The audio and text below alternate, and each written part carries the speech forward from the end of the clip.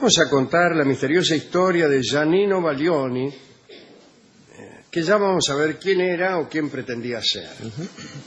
Ubiquémonos en la Toscana, en la ciudad de Siena, en el año 1354. En esa ciudad vivía un tal Giannino Baglioni. Tenía una tienda en la que vendía lana y era la más exitosa de la plaza central de Siena. Un día, un hombre entró a la tienda y dijo que llegaba de parte del tribuno romano Cola di Rienzo. Cola di Rienzo era el hombre más poderoso de Roma, fue una especie de dictador, así al estilo de Savonarola en Florencia. Prescindía del aval del Papa y sostenía él mismo una milicia regular que intimidaba a todos.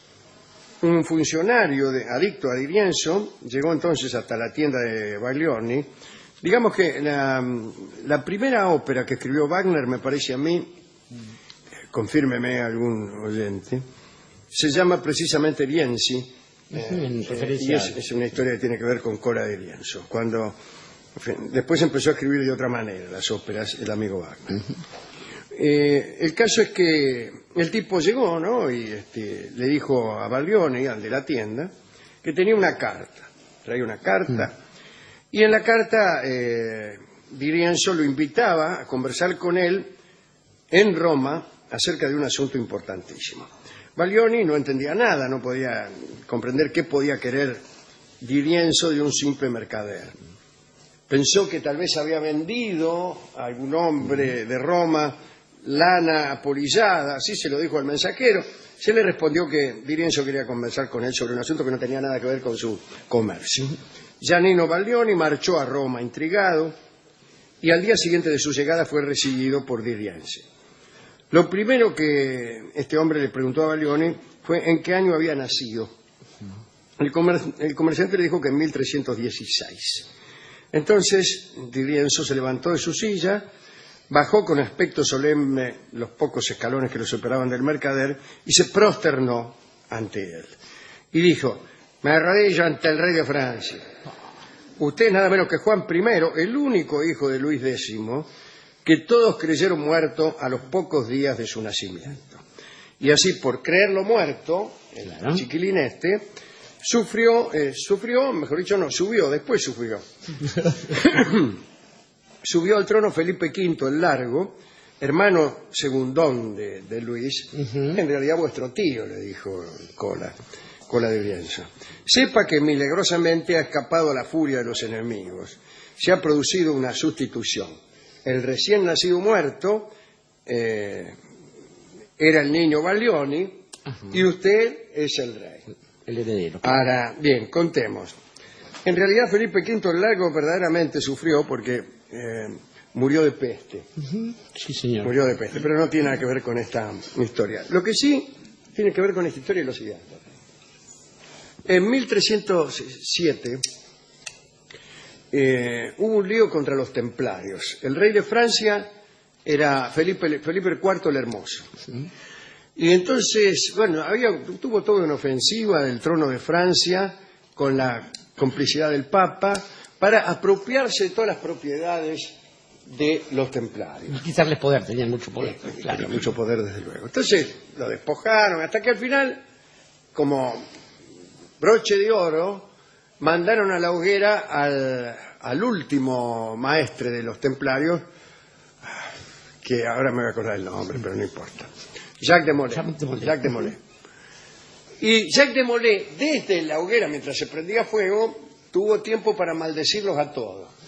Y se los maldigo a todos, al rey, a Felipe el Hermoso, a toda la familia de Felipe el Hermoso. Tuvo bastante tiempo que le fue cantando que menos mal que se quemó porque si no... Sí. Pero alcanzó a maldecir incluso al Papa y a los hijos y a los hijos de los hijos. Sí, le faltó el tronco refractario. Murió el Papa y Felipe IV el Hermoso. Uno tras otro, como puñaladas de banco, murieron dentro del primer año.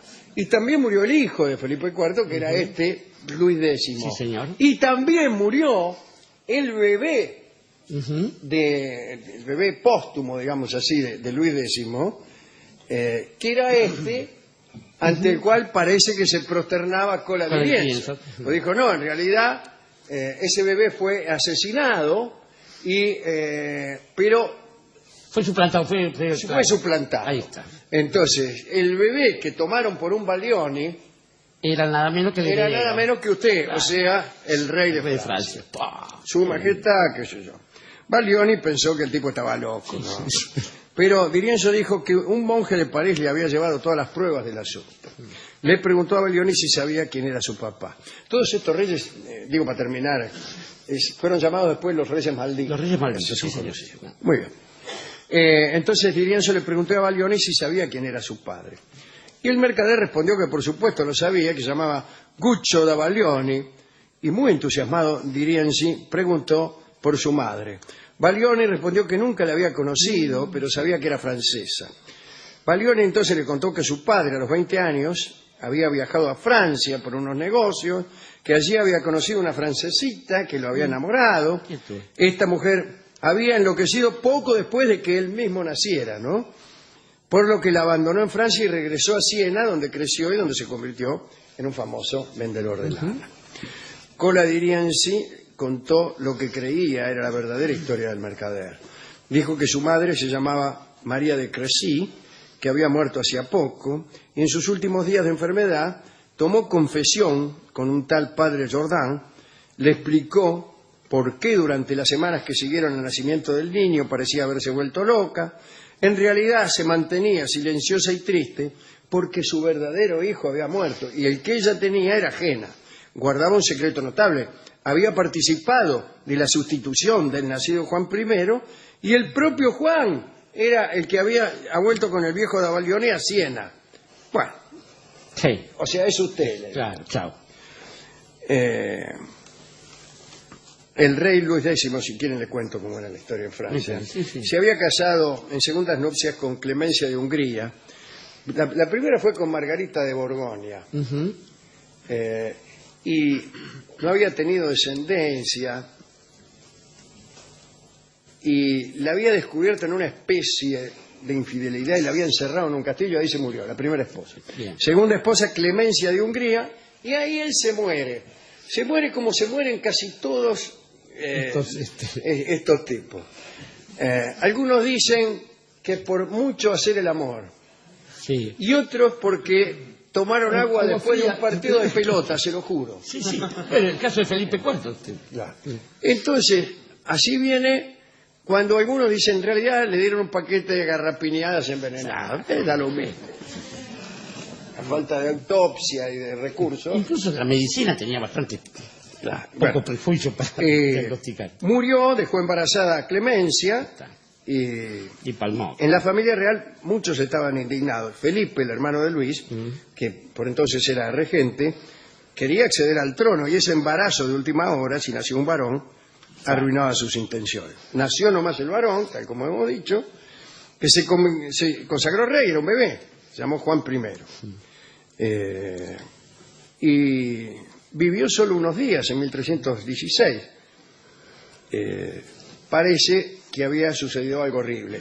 Una mujer encargada de custodiar al rey Juan, al pequeño rey, pero bajo las órdenes del hermano del papá, Felipe, clavó discretamente una larga aguja de oro en el cráneo todavía blando del rey niño, pero lo que no supo esa malvada era que el crimen lo había perpetrado no sobre el rey Juan, sino sobre Giannino Baglioni.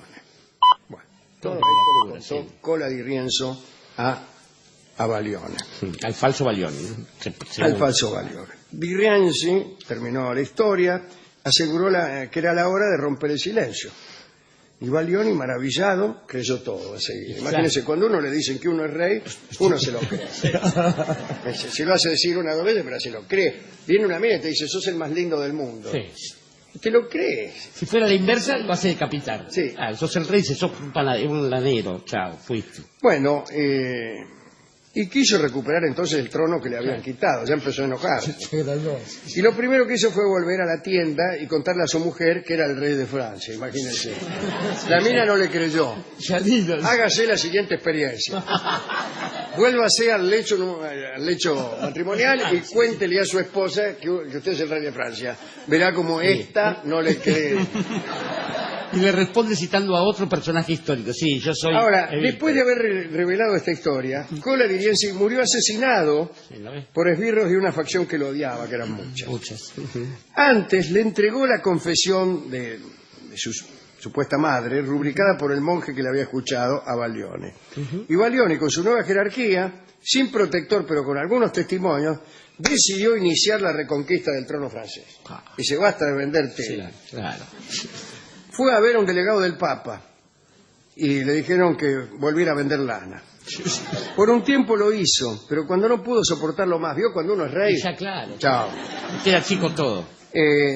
Confesó su pasado, su supuesto pasado, al fray Bartolomé Mini, un monje dominico a quien en Siena todos admiraban por su talento en la predicación. A fines de octubre de 1356, Bartolomé Mini subió al púlpito, contó la historia y habló a favor de Baglioni o Juan I de Francia.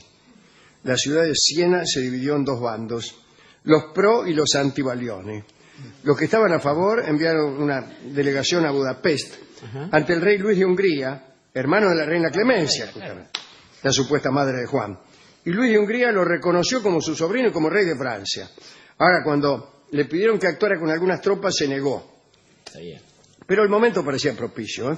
Francia por entonces estaba en guerra con Inglaterra y el rey Juan II de Francia, Juan el Bueno creo, estaba preso de los ingleses. Los anti-Baglioni, que no querían problemas, se alegraron de la reacción húngara y aprovecharon para decir que el rey Baglioni estaba loco y que aun cuando estuvieran justificadas sus pretensiones, terminarían en una lucha desigual. Baglioni los escuchó, se calmó y a falta de un trono solicitó un sillón en el consejo de la ciudad. ¿Quién? Se lo dieron. Le dieron además una pensión para que pudiera llevar su rango de rey ultrajado con dignidad. Baglioni no se conformó. Quiso que lo coronaran en Reims. Habló con banqueros que le otorgaron miles de florines para conformar un ejército particular. Si obtenía el triunfo, los participaría en el poder. Así nacen la mayoría. Pero así son las grandes dinastías, Claro. nacen así, sí. Marchó a la Provenza, tomó la plaza de Codolet y allí instaló el cuartel general. En Codolet obligó al pueblo a pagarle tributo y si algún burgo se negaba a someterse, lo arrasaba con su tropa de mercenarios.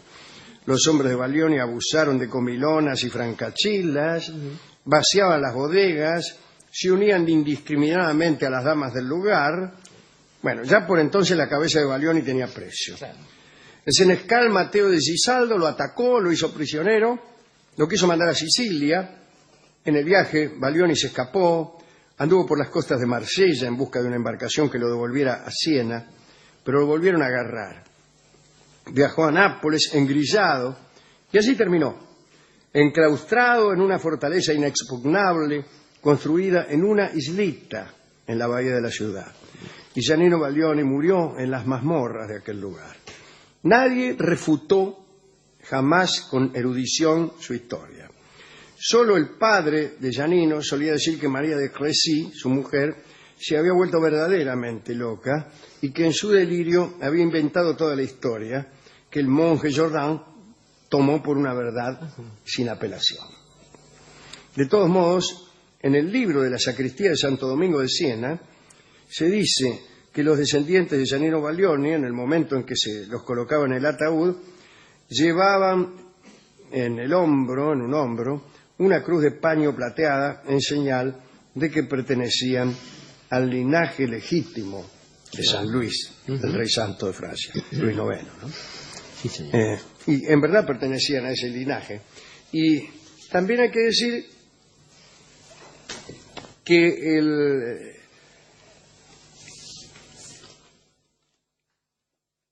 la verdadera familia de Baglioni o de los reyes hasta entonces terminó, se cortó y fue por esos años que empezaron a reinar los Valois. Los Valois, porque a la muerte de Felipe que sí era el último hijo de Felipe el Hermoso. Sí, señor. Felipe V, Felipe Hermoso era Felipe IV. Viene, Felipe IV el Hermoso, su hijo Luis X, su hijo póstumo, digamos, Juan I, que no existe, después Felipe V. el hermano Felipe V, y después ya viene un hijo del hermano de Felipe el Hermoso. Cambia de familia. Y esa familia es la familia Valois. Ahí están llamando los Valois. ¿Qué llama? Diciendo que por... Para decirle que es rey de Francia. Enrique IV no fue un rey legítimo, sino que Bueno, fue el trono. hay tantas historias de sustituciones que asusta. Asusta verdaderamente, Alejandro, y yo diría casi que da la impresión de ser una condición fundante. En principio porque muchos republicanos como nosotros difícilmente creen que haya una legitimidad en la sangre, en la sucesión, que no basta con ser hijo de alguien para heredar un trono. Es más, que no hace falta ningún trono, fuera de aquellos que consagran al mismo universo. Pero además, ni siquiera suele tener que ver con la mentira o la verdad de esta disputa, sino justamente con esta especie de consagración de legitimidad. Pensaba en algunas sagas muy importantes para la historia de Europa, como la de la muerte de Artus, la vida del rey Arturo, que es el primer hijo de Arthur Pendragon y de la reina Igierne, como dicen en castellano, y se los llevan y se lo dan a una familia de campesinos. El pibe crece ahí hasta que Excalibur saca la espada, etcétera, etcétera. Pero además pensaba también en Eduardo VI, objeto de muchas historias, una de ellas de Mark Twain, Príncipe y Mendigo. El príncipe y el mendigo. Y el mendigo, como decían en las ediciones Robin Hood, donde el parecido físico permite que uno actúe como el otro, y lo que trata de decir Mark Twain, un norteamericano, que parecía el republicano solo al lado de los ingleses, bueno, más o menos tenían los mismos méritos. Pero esto, digo, en realidad sucede entre estas buenas familias. Yo creo que la legitimidad respecto de la propia personalidad es una cosa bastante discutible. El pobre Valioni fue a Porlano y terminó trasquilado, es lógica esa ambición. Pero cada persona, cada uno de nosotros, no es siempre la misma persona para el resto de la gente. El problema de un rey o de un tipo con una jerarquía particular es que tiene que ser el mismo y creído, ser verosímil primero y después real para todos aquellos con los que se relaciona. Pero es una pretensión muy extraña igual, porque nadie es la misma persona para las distintas personas que van viéndolo, conociéndolo a uno. Y no basta con, uno dirá, bueno, es la cosa de ver al otro. No, digamos, esa es la primera impresión. Uno puede ser muy parecido a alguien y no ser el hermano ni ser el gemelo. Y además, esa cosa de las apariencias, porque la apariencia es la misma la primera vez que al cabo de 10 años. Después de todo, puede haber apariencias que duren mucho más que una fugaz mirada. Entonces, uno dirá, allí cuando la personalidad de esa persona, de uno, que es un asesino serial escondido, brote, de golpe, y yo que lo conocí tantas veces con esa cara, como dice la gente ante cualquier crimen no resuelto. Ante cualquier historia de amor pasa lo mismo, porque en el momento de la ruptura, para la persona que es abandonada o dejada o lo que fuere, o asesinada, no es el mismo tipo, la misma mina que estaba con ella esa tarde en que el zaguán de la tía, etcétera, etcétera. Y entonces lo único que queda decir, como si hubiera una forma de verdad no percibida por uno, ni un error de uno. Parece mentira. Parece mentira es el vals que vamos a escuchar en la versión de Nelly Omar, no sin antes aclarar que Claudio Barile me dice que Las Hadas en realidad es la primera ópera de Wagner, si bien que es una ópera... Saludos para el querido Claudio Barile, un gran artista, exactamente. Y me dice algo que me alarma, que me felicita por... perdón que no quiero yo cometer los mismos errores de citar mal a la gente, ¿no? Tratándose de una persona de esta excelencia, además. Sí, ¿no? sí. Que Dice... un momentito.